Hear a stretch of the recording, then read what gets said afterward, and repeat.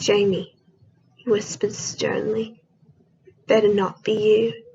Emerging from the darkness, the teenager came out of his hiding. Father, why are you scolding me? You know I miss you. I wanted to see you. Jamie's father looked away from his son. Mother promised to me you would care for me.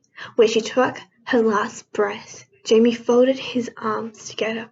Since then, I have only briefly seen you. The only time is when I come to collect the monthly allowance for Aunt Carol and me. Son, I am providing for you, and that is all I can do right now. Go home before Mrs. Mayford or anyone sees you. Now go! Jamie gave his father one last hurt look and fled into the night. As he ran on the track towards the village of Applesby, tears streamed down his face. The one time I tried to open my life to him, he just pushed me away again, he thought. As he neared the back of the cottage, he could barely see clearly. His head felt dizzy and hot. Suddenly his legs gave way and he collapsed on the track. Back at the manor, Mr. Gray brushed away the tears which pricked into his eyes. As he turned the handle of the back door, he almost fell into Miss Heather, the cook, as she opened the door. "Were you crying?" Miss Heather asked in a sarcastic tone. Mr. Gray ignored her as he walked into the kitchen. He stopped to pick up the trash can and slipped back into the night. Talitha and Evangeline walked quickly to the town square. A large crowd had formed. They stood up the back, hoping their dirty rags would not be noticed, but eager to catch a glimpse of the prince. Talitha looked eastwards. The brown fields of the dry farms covered the hills as far as she could see.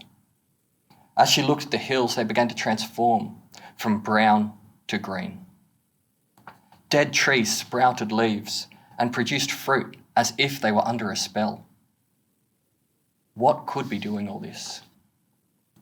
The prince's carriage was moving through the hills, breathing life into all around it.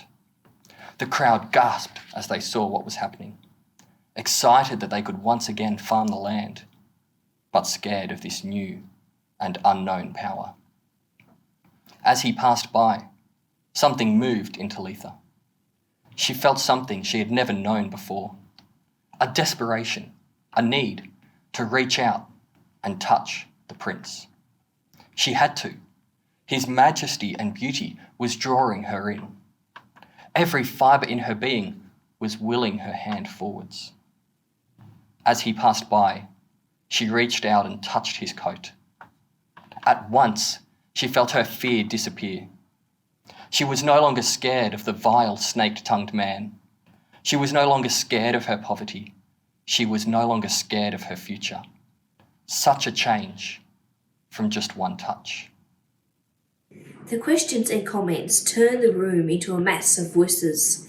Jim had disappeared out into the back room, and no one noticed the quiet man standing in the doorway who had come on the horse with the news.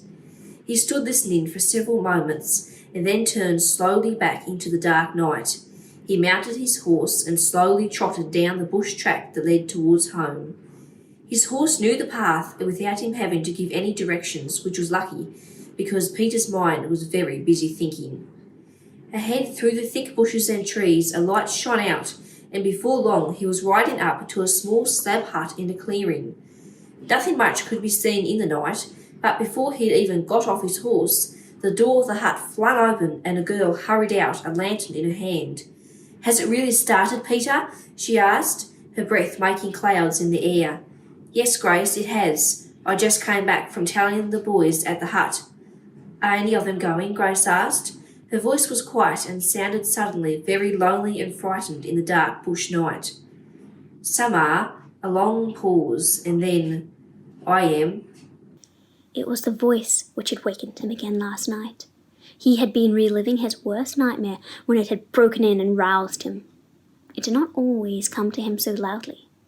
Most often it was lilting, and so soft that he had to hold his breath to hear it. Sometimes it came as a story, at other times in the form of a great history, but this time it had been a song. In the solitary darkness, he had wrapped his arms around himself, sat on the cold, wet grass, and listened. Mick stared at his reflection in the mirror. A small, pale face with scared black eyes looked back at him. He tried to harden his face into a strong expression, but even he knew the result was pitiful. Why couldn't he be like other boys his age? At 14 he was supposed to be tough. After all, wasn't he nearly a man? He slid his gaze to the rest of his body. Scrawny. That was the only word to describe it. He was a weak wimp. He couldn't do gymnastics because of his asthma. He felt woozy with fear if he had a test or assignment. And during recess, he sat and read. Not because he liked reading that much, but because he was too nervous to play roughhouse with the other kids. No wonder they called him Mickey Mouse. He was fairly certain that he was the only one of the 220 students of Yalumba State School who did not have a single friend. With a sigh, he slung his backpack over one shoulder and headed for the next class. For the last time, he promised himself. Beauty is evidence of premeditated grace. It's the joy of God materialized. In the book of Job, when God finally responds to Job's cries for an explanation of his suffering, he offers no theological argument, nor explicit sympathy, nor reference to Job's circumstances. Instead, he uses poetry.